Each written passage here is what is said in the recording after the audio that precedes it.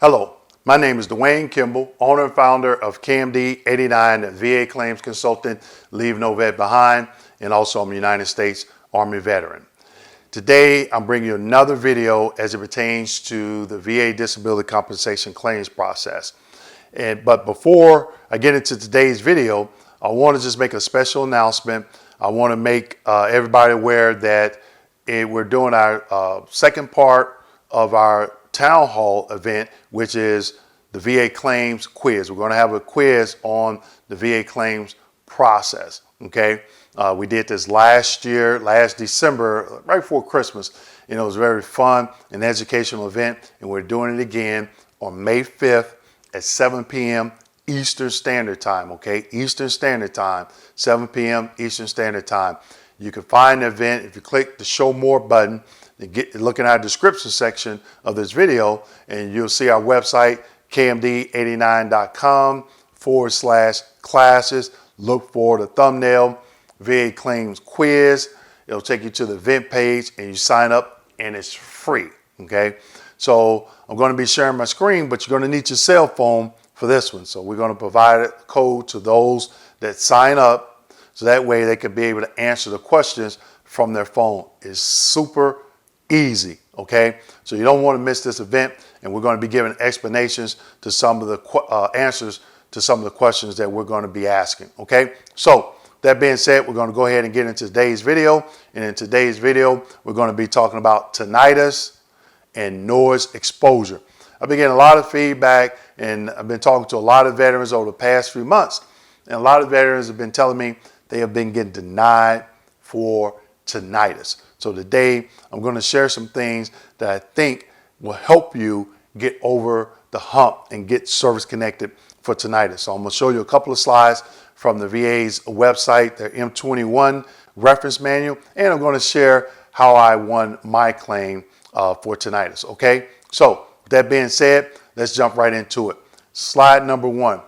Slide number one, you can see it states the name of the reference manual is Considering the Duty MOS, Noise Exposure, Listening, and Combat Duties. Now, these slides, I didn't copy the entire M21 reference, but you have the name and the number of the M21 reference, so you can Google it or go to the VA's website and read the entire M21 reference. Okay, I just wanted to point out highlight a couple of important areas of this particular M21 reference. Okay, so that blue link that you see, if you were to copy that and put that in the web browser, it's not going to pull up because that's the internal VA link, and that's just a list of duty MOSs.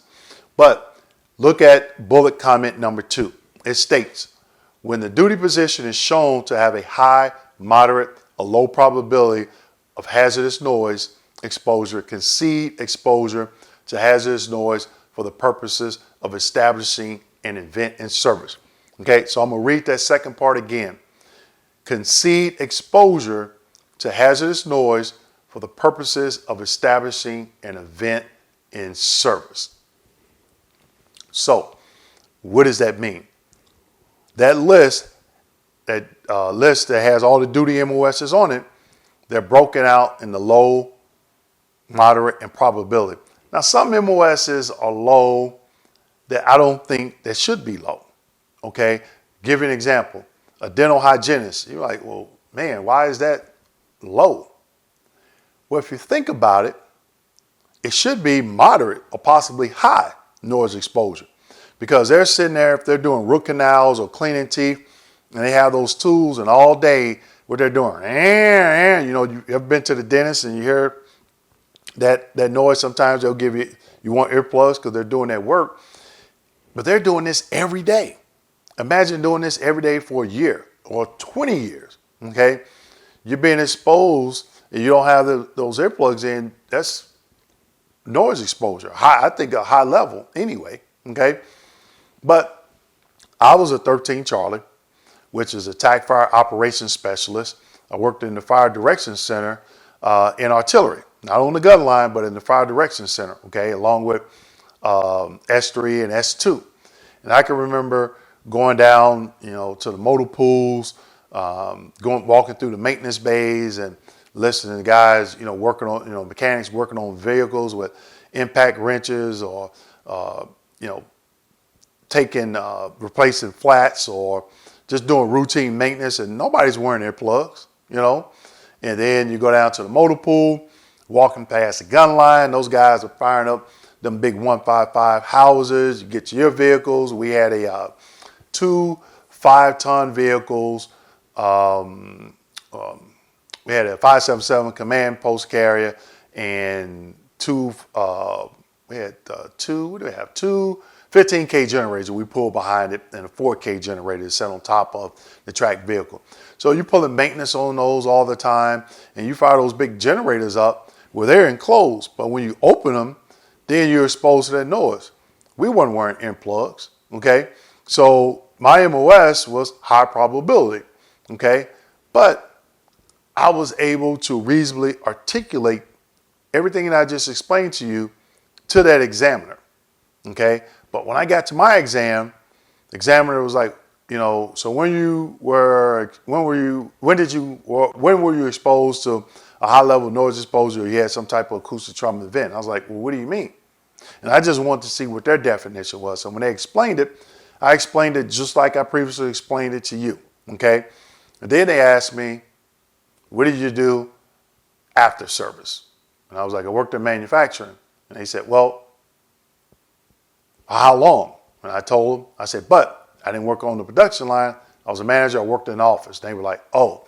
And it seems as though they were probing for something else to put that tinnitus on, okay? But I picked up on it earlier in the exam, okay?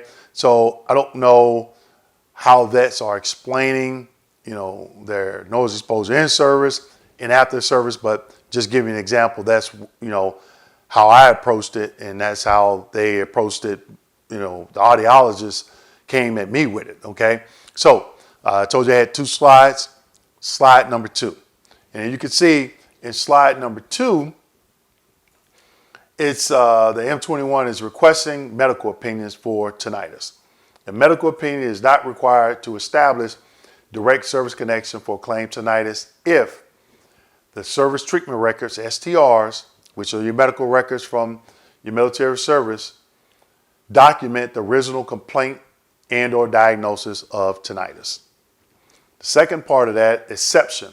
An opinion may be necessary in the fact pattern above if evidence suggests a superseding post-service cause of current tinnitus. All right, what does all that mean? Let's take the first one, okay? So document it as a complaint or diagnosis in your STRs. And I can remember this reference vividly because I did not follow it one time, and I got my first rating error as a rating specialist / RVSR when I worked at the VA. The claim came in, the veteran claimed tinnitus. I looked through the STRs. It was tinnitus, complaints of tinnitus in the STRs. But somebody had requested the exam with a medical opinion. And the doctor gave a negative opinion. And I denied the claim, sent it to the vet. And about a couple weeks later, the decision review officer, the DRO that was on our team as a quality person that would check our claims because we were newly raters, said, Dwayne, come to my desk and he talked to you. So we're going over it, bam, he hit me with my first quality error. The veteran complained about tinnitus in service. Somebody requested the exam like they were supposed to, but they asked for an opinion. And they weren't supposed to ask for that opinion, but I'm the rating specialist, so it's on me to make sure everything was done right before the file hit my desk. And I didn't do that because I was unaware of this manual reference. Now, throughout my career, I still saw people requesting exams, even though the vet had a diagnosis or a complaint in service for tinnitus. If I saw that, I didn't even look at the end of that CMP exam to see if the doctor gave a positive or negative opinion. I was just granted per that M21 reference because it was documented in the veteran service treatment records. So there was no opinion needed. Okay. Now let's take the second part of that. It says unless there's evidence superseding post-service. Okay. Give an example. Now, when that examiner asked me, what was I doing? What have I been doing since service? I felt that they were probing for something to put that tinnitus on other than service just by their body language. Okay, so that's what that reference is basically stating, unless they see something. Now, let's just say it gets to a VSR's desk and they're looking and it's before the C&P exam. The way I worded my claim, and I have my claim folder, but it's going to be close. I don't remember exactly how I worded, but I think I worded something like, I am claiming tinnitus / ringing in the ears due to my MOS as a 13 Charlie TAC fire operations specialist. I was exposed to hazardous noises on a daily basis. Please schedule a compensation and pension exam. And that was it. Okay. So I got notified of the exam. I went to the exam, and like I said earlier, I stated what happened, but that audiologist was like, what have you been doing since service? So a lot of veterans may put down what they do, and it may not, what have they been doing since service, but they don't detail it. Okay, you know, if you work in around noises, but you wore hearing protection, state that. Okay, don't leave it out to question. So if somebody sees that, they may say, oh, well, even though you were treating service, you stated you've been riding Harley Davidson motorcycles for the last 15, 20 years. So they may throw a medical opinion in there.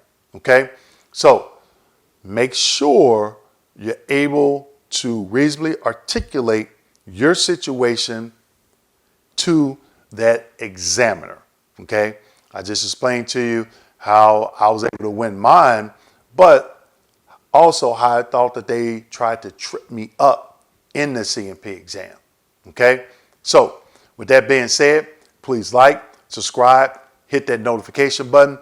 Do not forget about our event, a second event in the town hall series that we're having May 5th, 7 p.m. Eastern Standard Time. Go to our website in the description box.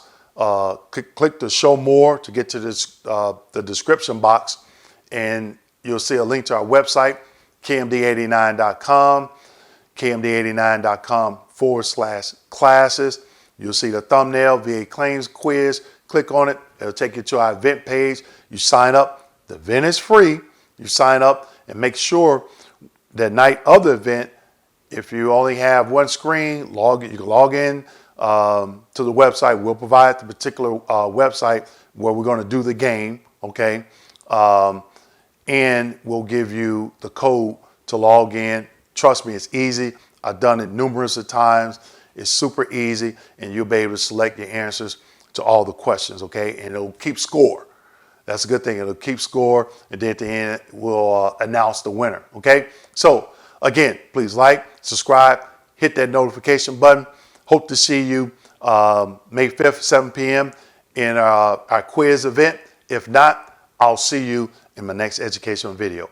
Thank you.